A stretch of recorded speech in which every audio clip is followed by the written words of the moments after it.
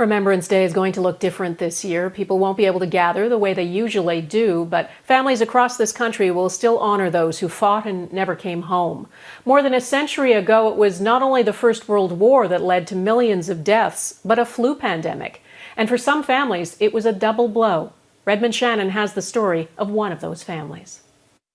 So this is a picture of James and Ellen taken in 1916. Genealogist Eunice Robinson lives in the past, unlike her husband Barry. My husband is the original non-gen, and the non-gen is the term I coined to say somebody who could absolutely care less about genealogy. But exploring Barry's family history is one of the most interesting projects she's worked on. In 1907, his great-grandfather James Baird Brown left Scotland with his wife and children to start a new life in Winnipeg. 7 years later, war broke out and their sons James Jr. and George enlisted with Canada's 44th Battalion.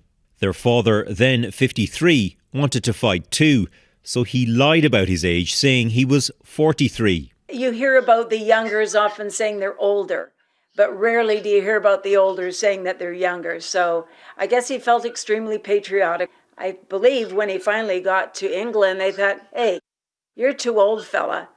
So they put him to work in the quartermaster's office, where I guess he did quite a good job.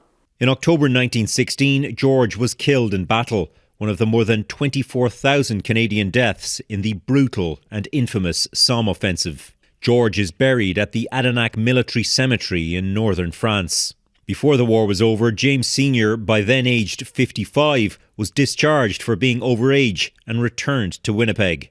Just weeks after the war ended, James Jr. married a British war bride, tying the knot at this church in London.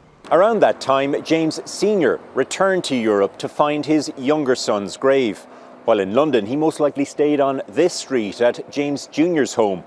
But he contracted influenza during the Spanish flu pandemic that was killing millions, and he died, aged 56. Who can envision what the world would have been like with a previous pandemic? And this has really brought it home, and you kind of wonder where you really are, maybe put in a position where you have no control over getting this disease. James Jr. returned to Winnipeg 2 years later. He died there in 1953, taking with him the answer to a mystery about his dad's final journey to Europe.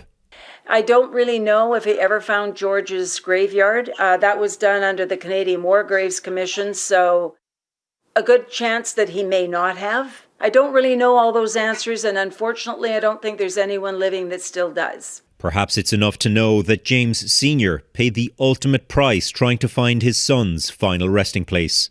Redmond Shannon, Global News, London.